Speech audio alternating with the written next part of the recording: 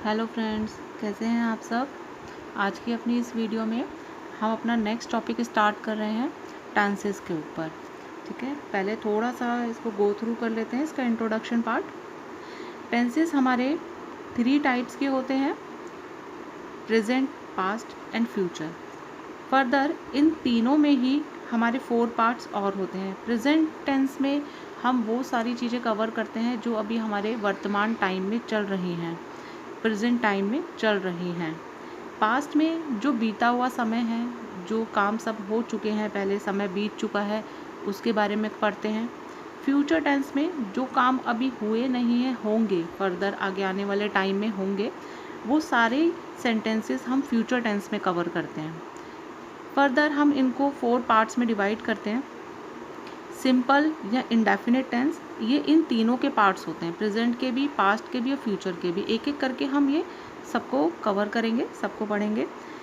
Next होता है continuous tense, third है परफेक्ट टेंस, फोर्थ है परफेक्ट कॉन्टिन्यूस टेंस। ठीक है, तो आज हम स्टार्ट करते हैं अपना प्रेजेंट इंडेफिनिट टेंस, जिसको हम सिंपल टेंस भी बोलते हैं, प्रेजेंट सिंपल टेंस। इसको हम हिंदी और इंग्लिश दोनों में इसकी पहचान पढ़ेंगे कि अगर आपको हिंदी आती है, हिंदी में अगर आप कोई सेंटेंस लिख सकते हैं तो उसको इंग्लिश में कैसे कन्वर्ट करेंगे, और अगर कोई सेंटेंस इंग्लिश में लिखा हुआ है तो उसको आप ट्रांसलेट कैसे करेंगे। इसलिए मैं आपको बोथ लैंग्वेजेस में, हिंदी में भी और इंग्लिश में भी, इसकी पहचान या सेंटेंस फॉर्मेशन बताऊंगी। देखिए, हिंदी में इन वाक्यों की क्या पहचान होती है कि जिन सेंटेंसेस के अंत में, लास्ट में हम ता, ते, ती, इनके साथ है, हूँ, हो लगता है ना, इस तरह के सारे सेंटेंसेस हमारे प्रेजेंट इंडेफिनिट टेंस में आते हैं। उसको हम प्रेजेंट इंडेफिनिट टेंस के सेंटेंसेस कहते हैं। इनको इंग्लिश में कैसे बनाते हैं, अभी एक एक करके हम इनके सेंटेंसेस भी प्रैक्टिस में अपने करेंगे, आगे कुछ रूल्स भी करेंगे। ठीक है, अभी मैं सिर्फ इनका थोड़ा सा रूल्स आपको बता रही हूँ। सेंटेंस फॉर्मेशन इसकी इंग्लिश में हम कैसे करते हैं, जब इसका कोई सेंटेंस हम इंग्लिश में बनाएंगे, उसमें सबसे पहले हम सब्जेक्ट लिखते हैं अपना। सब्जेक्ट के बाद हम इसमें वर्ब की फर्स्ट फॉर्म यूज़ करते हैं, और वर्ब की फर्स्ट फॉर्म के साथ ही मिलाकर के हम एस या ई एस का यूज़ करते हैं। ये अभी आगे मैंने अपने नोट में मेंशन किया है कि एस या ई एस किसके साथ लगेगा और किसके साथ नहीं लगेगा। उसके बाद हम ऑब्जेक्ट लगाएंगे सेंटेंस फॉर्मेशन में अपने, तब हमारा एक सेंटेंस कंप्लीट होता है प्रेजेंट इंडेफिनिट टेंस का। ठीक है, अभी हम पहले इसके कुछ यूजेस पढ़ रहे हैं कि किस किस कंडीशन में, यानी कि कौन से टाइप के सेंटेंसेस में हम प्रेजेंट इंडेफिनिट टेंस का यूज़ करते हैं, इसमें किस तरह के सेंटेंसेस कवर होते हैं। हम पहले वो सब कंडीशंस पढ़ लेते हैं। इसमें देखिए, फर्स्ट हमारी कंडीशन है कि जहाँ हमारा प्रेजेंट इंडेफिनिट टेंस यूज़ होगा कि जब हमें कोई जनरल ट्रूथ, जो बिल्कुल सच बात है कि जिसको हम बदल नहीं सकते, जो परमानेंट सच है या यूनिवर्सल ट्रूथ है, जो चीज़ हमारे कंट्रोल में नहीं है, जो बात जिसे हम चेंज नहीं कर सकते, इस तरह के सारे सेंटेंसेस हम प्रेजेंट इंडेफिनिट टेंस में लिखते हैं। जैसे कि हम बोलते हैं the earth moves around the sun. इस बात को देखिए, हम बदल नहीं सकते, ये एक परमानेंट ट्रूथ है, यूनिवर्सल ट्रूथ है कि जो अर्थ है वो सन के अराउंड, सन के चारों तरफ, सूरज के चारों तरफ चक्कर लगाती है। देखिए, तो इसके वाक्य में भी क्या आ रहा है, लगाती है, ती आया इसमें। इसी तरह से मैंने आपको बताया कि इसके हिंदी के वाक्यों में ता, ते, ती लगता है लास्ट में, और है, हूँ, हो लगता है, क्योंकि ये प्रेजेंट टेंस है, इसलिए इसमें है, हूँ या हो का प्रयोग होता है। ठीक है, इसी तरह से हमारा नेक्स्ट एग्जाम्पल है इसी का, water boils at 100 degree Celsius. अब वाटर जब हमारा बॉयल होता है तो उसके लिए जो हमारा टेम्परेचर सेट किया गया है, जिसको हम मानते हैं कि कितने टेम्परेचर पर, कितने तापमान पर हमारा वाटर बॉयल माना जाता है, वो है 100 डिग्री सेल्सियस। तो ये बात को भी देखिए, परमानेंट ट्रूथ है, हम चेंज नहीं कर सकते। ओके, ये एक तरह से एक आइडेंटिटी है, थ्योरम है ये हमारी। नेक्स्ट इसका एग्जाम्पल है, फॉर्चून फेवर्स द ब्रेव। जो बहादुर होते हैं, भाग्य भी उन्हीं का साथ देता है। इसमें भी देखिए, देता, ता लग रहा है लग रहा है। वाटर बॉयल्स वाले में भी देखिए यही था, वाटर बॉयल्स, जो पानी होता है वो 100 डिग्री तापमान पर उबलता है। इसमें भी देखिए ता का इस्तेमाल हो रहा है। तो इसलिए इस तरह के वाक्य सारे किस में बनते हैं, प्रेजेंट इंडेफिनिट टेंस में या सिंपल टेंस में। नेक्स्ट इसकी कंडीशन है या यूज़ है, हम कहाँ प्रेजेंट टेंस का यूज़ करते हैं, इंडेफिनिट टेंस का, to express a daily routine work, या किसी की कोई हैबिट होती है या किसी का कोई रीति रिवाज है, कस्टम है, कस्टम मतलब रीति रिवाज, जो कोई काम हम अपने डेली रूटीन में करते हैं या किसी काम को करने की हमारी आदत बन चुकी है, जो रोज़ के काम है, तो उस तरह के वाक्य बनाने के लिए भी हम प्रेजेंट इंडेफिनिट टेंस का यूज़ करते हैं। जैसे देखिए, I go out for a walk daily, मैं डेली बाहर टहलने के लिए जाती हूँ, जाती हूँ, इसमें भी देखिए ती हूँ का इस्तेमाल हुआ हिंदी में, ठीक है। नेक्स्ट है the Hindus burn their dead, Hindu लोग जो होते हैं, जो उनके डेड होते हैं, जिनकी डेथ हो जाती है, उनको हम बर्न करते हैं, हिंदू लोग जो होते हैं उनको जलाते हैं, तो जलाते हैं, इसमें भी देखिए लास्ट में क्या लगा, ते और है लगा, इसलिए इसमें हम प्रेजेंट इंडेफिनिट टेंस का इस्तेमाल करेंगे। नेक्स्ट हमारी कंडीशन है जिसमें हम प्रेजेंट डेफिनिट टेंस का यूज़ करते हैं, to express what takes place now, जो अभी प्रेजेंट टाइम में, जो अभी कोई कुछ काम कर रहा है या कुछ भी उसकी लाइफ में हो रहा है, तो उसको एक्सप्रेस करने के लिए भी हम प्रेजेंट इंडेफिनिट टेंस का यूज़ करते हैं। इसके एग्जांपल देखिए, he lives in a small town, वह एक छोटे से टाउन में रहता है, रहता है लगा है इसमें, इसलिए इसी वाले टेंस में हम इसका यूज़ करेंगे। He teaches in a school, वह स्कूल में पढ़ाता है, ठीक है। तो ये हमारे इस तरह के काम है जो अभी प्रेजेंट मोमेंट में हमारे हो रहे हैं। नेक्स्ट हमारा सेंटेंस है, to describe a past event vividly, vividly का मतलब होता है कि कोई हम जैसे नाटक रिप्रेजेंट करते हैं, नाटकीय तौर पर हम किसी अपने पास्ट के इवेंट को, जो पहले बातें हो चुकी हैं सब हमारे पास्ट में, या राजा महाराजाओं की हम किसी को स्टोरी बताते हैं, उस तरह की चीज़ों में भी हम इस टेंस का यूज़ करते हैं। या फिर जैसे रनिंग कमेंट्री होती है ना, जैसे आप अगर मैच देखते हैं, क्रिकेट देखते हैं, उसमें कमेंट्री चल रही होती है, तो जैसे उसमें कहा जाता है ना, देखिए इसने मारा छक्का, इसने मारा चौका, तो इस तरह की जो रनिंग कमेंट्री होती है उसमें भी हम प्रेजेंट इंडेफिनिट टेंस का यूज़ करते हैं। इसके एग्जाम्पल हम देखेंगे। जैसे पहला हमारा एग्जाम्पल है, Arun passes the ball to Dilip and Dilip hits the wicket, ठीक है। अरुण पास करता है बॉल दिलीप को और दिलीप विकेट को हिट कर देता है, इसमें भी कर देता है, पास करता है, इस तरह के शब्द आ रहे हैं हिंदी के। नेक्स्ट हमारा है, देखिए जो मैंने आपको बताया पास्ट इवेंट को विविडली एक्सप्रेस करना या डिस्क्राइब करना, उसके लिए मैंने एक ये एग्जांपल लिया है आपके लिए, Babur now leads his soldiers through the Khyber pass, इसमें हम एक बाबर के ज़माने का, इसमें नाटक की तरह उसको पास्ट इवेंट को डिस्क्राइब कर रहे हैं कि बाबर अपनी जो सेना थी उसको एक खैबर पास, मतलब एक ये वहाँ पे गुजरने का एक रास्ता है खैबर पास, वहाँ से उसको लेकर जाता है अपने शोल्जर्स को। तो जो हम इस तरह के सेंटेंसेस को एक्सप्रेस करते हैं उसमें भी हम प्रेजेंट इंडेफिनिट टेंस का यूज़ करते हैं। नेक्स्ट हमारी कंडीशन है, to express a future action, कुछ सेंटेंसेस फ्यूचर के ऐसे होते हैं जिनको हम प्रेजेंट इंडेफिनिट टेंस से भी रिप्रेजेंट कर सकते हैं, लेकिन इसमें हमें ना कुछ अलग से वर्ड इसमें जोड़ने पड़ते हैं। जैसे I go to Mumbai next week, मैं मुंबई जाऊंगा या मैं जाऊंगी मुंबई नेक्स्ट वीक, देखिए इसमें हमने ऐड किया है नेक्स्ट वीक वर्ड, इसलिए ऐड किया है क्योंकि फ्यूचर का है, अभी हम गए नहीं हैं ना, अभी फ़िलहाल जा रहे हैं, नेक्स्ट वीक जाएंगे, ठीक है। तो इसके लिए भी हम यूज़ करेंगे प्रेजेंट इंडेफिनिट टेंस का।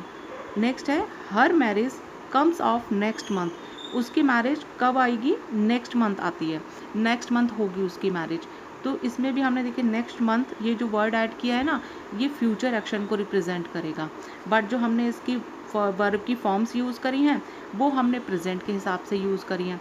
तो ये इस तरह के सेंटेंसेस में भी हम इसे यूज़ कर सकते हैं इंडेफिनिट टेंस को। नेक्स्ट हमारी कंडीशन है कि जब हमारा कोई शेड्यूल या टाइम टेबल किसी का फिक्स होता है ना, कि जो काम डेली होता है, जैसे मैंने आपको फर्स्ट पॉइंट में बताया था, जो काम रूटीन नेचर का है हमारा, तो उसके लिए हम ये अपना एक्सप्रेस करने के लिए मेंशन कर सकते हैं इसमें। जैसे the train leaves eight 11:30 PM, क्योंकि जो ट्रेन के टाइमिंग्स हैं वो हमारे टाइम टेबल्स फिक्स हैं, ट्रेन उतने ही बजे डेली निकलेगी। तो इस तरह के सेंटेंसेस के लिए हम प्रेजेंट इंडेफिनिट टेंस का यूज़ कर सकते हैं। ये हो गई इसकी कंडीशंस कि हम किस किस केस में इस टेंस का इस्तेमाल कर सकते हैं। अब हम इसके नेगेटिव सेंटेंस बनाने का मेमोरी देखेंगे, सेंटेंस फॉर्मेशन देखेंगे कि अगर हम इसको नेगेटिव सेंटेंस में कन्वर्ट करना चाहते हैं, नकारात्मक सेंटेंस में कन्वर्ट करना चाहते हैं, तो उसके लिए हम कैसे लिखेंगे इसको। देखिए इसमें सबसे पहले सब्जेक्ट का ही यूज़ होगा। उसके बाद क्योंकि हम नॉट विदाउट हेल्पिंग वर्ब नहीं लगा सकते, तो इसमें डू नॉट और डज नॉट का यूज़ करते हैं। इसके सिंपल सेंटेंस में कोई हेल्पिंग वर्ब यूज़ नहीं होती है, जैसा मैंने आपको अभी इसकी सेंटेंस फॉर्मेशन में बताया, उसमें कोई हेल्पिंग वर्ब यूज़ नहीं हो रही थी। लेकिन जब नेगेटिव सेंटेंस बनाएंगे ना, तो हम इसमें डू नॉट या डज नॉट का यूज़ करेंगे। ये मैं अभी आपको आगे नोट में अपने बताऊंगी कि किस में डू नॉट लगाना है, किस में डज नॉट लगाना है। उसके बाद वर्ब की फर्स्ट फॉर्म यूज़ करेंगे हम इसमें। उसके बाद जो भी हमारा सेंटेंस में अकॉर्डिंगली ऑब्जेक्ट होगा, वो बाकी सब इसमें मेंशन करेंगे। ये हमारा रूल है नेगेटिव सेंटेंस बनाने का। इसके बाद हम इंटेरोगेटिव सेंटेंस बनाने का भी देख लेते हैं। इसमें इंटेरोगेटिव बनाने के लिए देखिए, जो भी हमारे सेंटेंस में हेल्पिंग वर्ब यूज़ होती है, हम उसको स्टार्टिंग में लिख देते हैं, तो वो हमारा इंटेरोगेटिव सेंटेंस बन जाता है। जैसे इसमें डू नॉट और डज नॉट का यूज़ हुआ था ना, तो अब नॉट तो हम नहीं लगाएंगे क्योंकि नेगेटिव सेंटेंस नहीं है। इंटेरोगेटिव में सिर्फ हम डू या डज जो भी यूज़ करेंगे उसको स्टार्टिंग में लिख देंगे।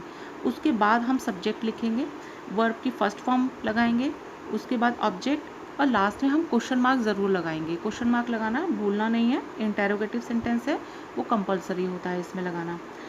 अब हम अपना ये नोट कवर कर लेते हैं जिसमें कुछ रूल्स है। ये देखिए, जैसे एस या ई एस के लिए मैंने आपको बताया कि वो हम किस केसेस में लगाते हैं, कि जब हमारा सब्जेक्ट, जो हमारा सेंटेंस में सब्जेक्ट मेंशन किया होगा, कि अगर वो ही, शी, इट या किसी एक पर्सन का, सिंगुलर का नेम है किसी एक पर्सन का, तब हम उसके साथ वर्ब की फर्स्ट फॉर्म के साथ एस या ई एस का यूज़ करेंगे। एस या ई एस में से क्या लगाना है आपको, वो जो आपके सिंगुलर और प्लूरल के रूल्स होते हैं ना, कि जैसे बुक का बुक्स बना दिया आपने, तो जो उसके रूल्स होते हैं कि किसके साथ एस लगाना है, किसके साथ ई एस लगाना है, वही इसमें सेम फॉलो होगा। बट आपको इसमें ये याद रखना है कि अगर सब्जेक्ट आपका किसी सेंटेंस में ही, शी, इट या किसी का नाम है, या कोई सिंगुलर और एनिमल का नेम लिखा है आपने, कोई भी सिंगुलर अगर सब्जेक्ट है आपका, तो उसमें आप वर्ब की फर्स्ट फॉर्म के साथ एस या ई एस लगाएंगे, अदरवाइज़ नहीं लगाएंगे। इनके अलावा अगर कोई भी सब्जेक्ट होगा आपका, जैसे आई, वी, दे, तो उनके साथ नहीं लगेगा एस या ई एस। फाइन। नेक्स्ट हमारा है, देखिए डू का यूज़ हम कब करेंगे। डू का यूज़ हम करेंगे जब आई, वी, दे, यू या कोई प्लूरल सब्जेक्ट होगा ना हमारा सेंटेंस में, तब हम उसके साथ डू लगाएंगे। इसके अलावा अगर कोई हमारे सब्जेक्ट होंगे जैसे ही, शी, इट या किसी सिंगुलर पर्सन का, एनिमल का या किसी का नेम होगा, तो उसके साथ हम डज का यूज़ करेंगे। ठीक है, बस ये बात आपको याद रखनी है, फिर आप इजीली सेंटेंस फ्रेम कर पाएंगे। चलिए एक प्रैक्टिस के लिए हम एक सेंटेंस अभी बना लेते हैं। जैसे हम एक पहले हिंदी में सेंटेंस लिख लेते हैं। राहुल स्कूल जाता है। राहुल स्कूल जाता है। ये देखिए, इसमें ता के साथ है का यूज़ हो रहा है, तो ये हमारा प्रेजेंट इंडेफिनेट टेंस का सेंटेंस हुआ। इसको देखिए हम कन्वर्ट करेंगे। पहले हम सब्जेक्ट लिखेंगे। इसमें सब्जेक्ट क्या है हमारा, राहुल। पहले हम सब्जेक्ट लिखेंगे। राहुल के बाद मैंने आपको बोला कि हम वर्ब की फर्स्ट फॉर्म यूज़ करेंगे। इसमें वर्ब क्या है हमारी, जाता है, जाना, ये इसमें वर्ब है। तो जाना की इंग्लिश हो गई हमारी गो। गो लिखेंगे। अब देखिए, मैंने आपको बताया कि अगर यहाँ पर हमारा सिंगुलर होता है, ही, शी, इट या कि कोई सिंगुलर पर्सन होता है, उसके साथ उस केस में हम वर्ब की फॉर्म के साथ, वर्ब की फर्स्ट फॉर्म के साथ एस या ई एस लगाते हैं। तो गो के साथ इसमें हम ई एस लगाएंगे, गोज़ बन जाएगा ये। राहुल गोज़ स्कूल जाता है, तो हम क्या लिखेंगे, राहुल गोज़ टू स्कूल। ये हमारा सिंपल सेंटेंस बन गया। अब इसी का हम देखिए नेगेटिव बनाएंगे। नेगेटिव बनाने के लिए हमें पहले सब्जेक्ट लिखना है। सब्जेक्ट हमारा सेम रहेगा राहुल। राहुल के साथ अब देखिए हमें डू नॉट या डज नॉट का यूज़ करना है। अब राहुल एक सिंगुलर पर्सन है, इसलिए इसके साथ हम डज का यूज़ करेंगे। तो ये हमारा बन जाएगा डज नॉट। इसमें हम अब एस या ई एस का यूज़ नहीं करेंगे, नेगेटिव और इंटेरोगेटिव में नहीं होता, क्योंकि हमने डू या डस का यूज़ कर रहे हैं। तो हम वर्ब की सिर्फ सिंपल फॉर्म यूज़ करेंगे, फर्स्ट फॉर्म यूज़ करेंगे, उसके साथ एस या ई एस नहीं लगाएंगे। तो ये बन जाएगा Rahul does not go to school.